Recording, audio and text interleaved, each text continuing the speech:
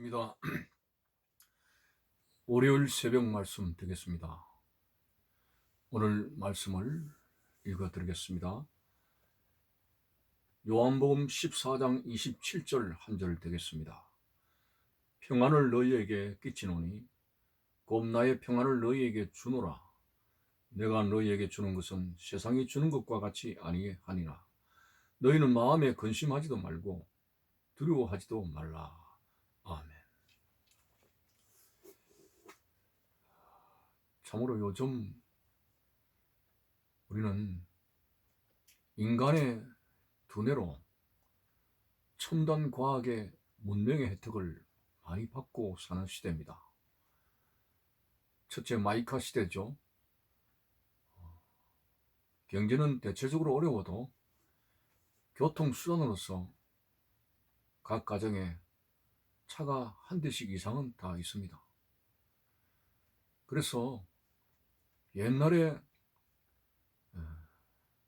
교통수단이 발달되지 못했던 그런 날에는 10리길도 걸어다니고 그 이상도 걸어다녔고 저도 학교를 한 30분씩 걸어다녔습니다. 거기에 비해서는 차를 활용하기 때문에 우리가 많이 편리하다 이런 말을 할 수가 있죠.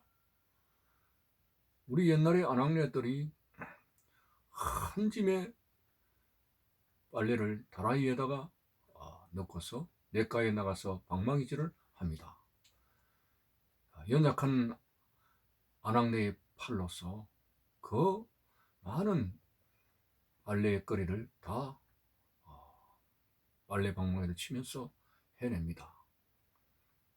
거기에 비해서는 요즘 세탁기 하나로 그저 세탁물을 넣기만 하면은 빙빙 돌아서 시간만 되면은 척척 이제 세탁이 되어지는 거죠.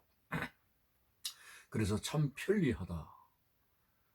그 외에 우리가 이 문명의 혜택을 받고 사는 여러 부분들이 많습니다. 이구동성으로 참 편리한 시대다 이렇게 말을 하죠. 그러나 편리하다 하는 말과 편안하다 하는 말은 전혀 별개의 문제입니다. 편리는 이 과학 문명의 혜택을 받아서 우리가 가지고 있는 이 육신적인 기능들이 덜 수고하게 되므로 편리하다는 말을 할 수가 있죠. 그러나 아무리 과학 문명의 혜택을 받아서 편리하다 해도 마음이 편안하지 않을 수가 있습니다. 불편할 수 있습니다. 자불안숙 못합니다. 자, 예를 들어서 재력을 가진 사람들을 여러 가지 생활 속에 편의시설을 하게 되죠. 돈으로 척척 구입을 합니다. 그들은 상당히 편리한 생활을 하지만은 그러나 많은 부자들의 하소연이 여러 가지 자식에 대한 걱정과 질병에 대한 염려와 여러 가지로 마음이 편안하지 못하는 경우를 두고 봅니다. 그래서 우리의 삶은 아무리 과학 문명의 혜택도 좋지만 인류 문명 속에서 결코 창출할 수 없는 마음의 평안을 우리가 누려야 된다고 하는 것이죠. 보십시오. 제 평생 살아온 과거를 비춰보면 40년, 30년, 40년 전에 경제적으로는 굉장히 낙후된 생활을 했지만은 정신적으로는 바짝바짝 빛났습니다. 거의 자살률이 없었습니다. 낮았습니다. 그러나 웬일입니까? 이렇게 편리한 시대, 또 경제적으로 상당히 부유한 시대를 만끽하면서도 마음이 편안하지는 못한 여러 가지 때문에 우울증에 시달리고 자살률이 어느 때보다 높습니다. 이것을 무엇을 말합니까? 결코 인간이 창출한 기계의 문명이 마음의 편안과 평안을 만들 수 없다고 하는 것이죠. 오늘 본문으로 돌아가서 예수님께서는 부활하셔서 제자들에게 이런 인사말을 하셨습니다. 내가 너희들에게 평안을 끼치노니, 오늘 말씀에 그렇게 되어 있죠. 너에게 평안을 끼치노니 곧 나의 평안을 너에게 주노라. 여러분, 상수도 무리 수도국에서 근원지에서 흘러나오는 것처럼 오늘 평안도 이 근원지가 있습니다.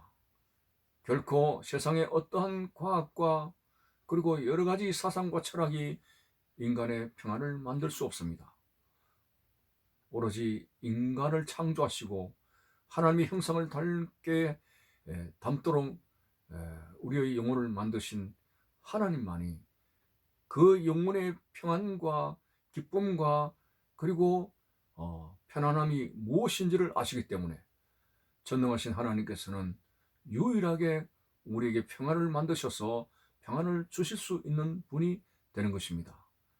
그래서 진정한 평안은 죄를 짓고 잠깐 짜릿하게 만끽하는 그러한 쾌락적인 그런 엔조이가 아닙니다. 이 평안은 영원성을 가지고 있고 진실성을 가지고 있고 그리고 계속성을 가지고 있습니다. 오늘 예수님께서 제자들에게 너희에게 평안을 끼치노니, 그렇습니다. 오늘 제자들뿐만 아니라 하나님의 택한 백성들에게 하나님은 수없이 염려하지 말고 두려워하지 말고 근심하지 말고 걱정하지 말라고 했습니다. 여러분들이 세상을 보며 오늘 또 월요일이라는 여러 가지 많은 일과를 생각할 때에 우리는 마음이 불안하고 부담스럽습니다. 이런 수고의 짐 때문에 우리는 허덕이면서 진정 평안을 잃어버리고 살아가게 됩니다. 오늘 또 아무리 바쁜 삶 속에서도 유일한 평안은 하나님 주시기 때문에 우리가 하나님의 말씀을 바라보고 주님을 바라보고 부활하신 예수 그리스도를 주목하게 될 때에 거기서부터 오는 진실한 평안이 있습니다. 성령의 능력을 통해서 오는 권세 있는 평안입니다. 우리 마음속에 불안했던 어두운 세력이 떠나가게 되고 마음의 기쁨과 감사와 그리고 평안이 넘치게 되는 것입니다. 아무리 우리가 이 세상 속에서 여러 가지 혜택을 받고 살아도 뭐니 해도 우리는 어떤 가난과 고난 속에도 평안을 가지고 있으면 천하를 다 얻은 것만큼 여유를 가질 수가 있습니다. 그러나 아무리 세상에 모든 걸 다 가졌다 할지라도 마음이 불안하게 되면 뭔가 쫓기는 듯이 그렇게 살아갈 수밖에 없습니다. 사도 바울은 참으로 세계적인 전도자요 또 목회자입니다. 그러나 그는 육신적으로는 심히 많은 고초와 고난, 아마 사도 바울만큼 그렇게 고통을 당하는 복음 전도자도 없었을 것입니다. 오죽하면은 그는 이렇게 말했습니다. 나는 내 몸에 그리스도의 흔적을 가졌노라. 예수 그리스도의 흔적이 뭡니까? 예수님께서 십자가상에서 살을 찢고 피 흘리신 그 못자국과 그리고 창자국과 최고의 고난의 상처를 가지고 있는데, 사도 바울은 그런 의미에서 나는 내 몸에 그리스도의 고난을 채우노라가 했고 내 몸에 그리스도의 흔적을 가졌노라가 할 정도로 많은 고초와 어려움을 당했습니다. 그런데도 그의 마음은 결코 불편하지 않았습니다. 항상 기뻐하고 범사에 감사하고 쉬지 않고 기도할 수 있는 그런 여유와 능력을 가지고 있는 사람이었습니다. 그는 참으로 항상 기뻐할 수 있는 성령의 사람이었습니다. 비록 육신적으로는 온갖 고초와 무거운 짐에 그렇게 힘들게 되었을지라도 성령이 주시는 권세 있는 평안을 누리면서 그는 어려움과 고초 속에도 찬양이 있었고 끊임없이 하나님 앞에 부르짖는 기도 소리가 있었기 때문에 기적의 역사가 일어나게 되는 것이죠. 악령의 세력이 떠나가고 옥문이 열리고 그리고 죽은 자가 살아나는 그런 역사가 일어났습니다. 오늘 여러분들이요, 이제 하루의 일과를 시작하는 이 새벽에 문을 여시는 여러분, 하나님을 바라보고 말씀을 바라보고 하나님의 말씀을 주목하는 가운데 주께서 주시는 평안을 우리는 누려야 됩니다. 이 세상에는 근심된 일이 많고 참 평안을 몰랐구나라고 찬송하고 있죠. 우리가 어디에서 참 평안을 얻겠습니까? 어디에서 편안함을 누릴 수 있겠습니까? 편리함은 기계 문명을 통해서 잠깐 누릴 수가 있어도 진정 마음과 영혼 깊숙이 우리를 평안하게 하시는 분은 예수 그리스도밖에 없습니다. 주님이 주시는 평안, 성령을 통해서 얻게 되는 평안, 이것은 계속성을 가지고 있고 영원성을 가지고 있고 진실성을 가지고 있습니다. 오늘 주 안에서 살기를 원하는 여러분들이요, 여러분들이 오늘 또 그리스도를 인정하고 하나님을 인정하고 말씀 안에서 살기를 원한다면은 세상에 어떠한 여러 가지 어려움들이 엄습해와도 하나님이 내 삶을 책임져 주신다는 모든 그 믿음 안에서 우리는 평안을 잃지 않고 살아갈 수가 있습니다. 오늘 본문 말씀을 다시 읽어드리겠습니다. 평안을 너희에게 끼치노니 곧 나의 평안을 너희에게 주노라. 내가 너희에게 주는 것은 세상이 주는 것과 같이 아니하니라. 주님이 주시는 평안은 세상에서 죄로 인해서 잠깐 쾌락적인 거, 짜릿한 거, 이거 아닙니다. 이것은 지나고 나면 또 머리 아픕니다. 또 마음이 불안합니다. 그래서 예수님은 내가 주는 것은 세상이 주는 것과 같이 아니하다 했습니다.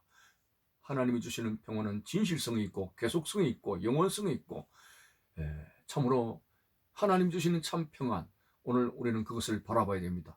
이 평안을 얻는 방법은 하나님을 바라볼 때, 주님의 말씀을 의지하게 될 때, 주님을 신뢰하게 될 때, 오늘도 주님과 함께하는 믿음의 삶을 살아가게 될 때 우리는 모든 두려움에서 해방될 수가 있습니다.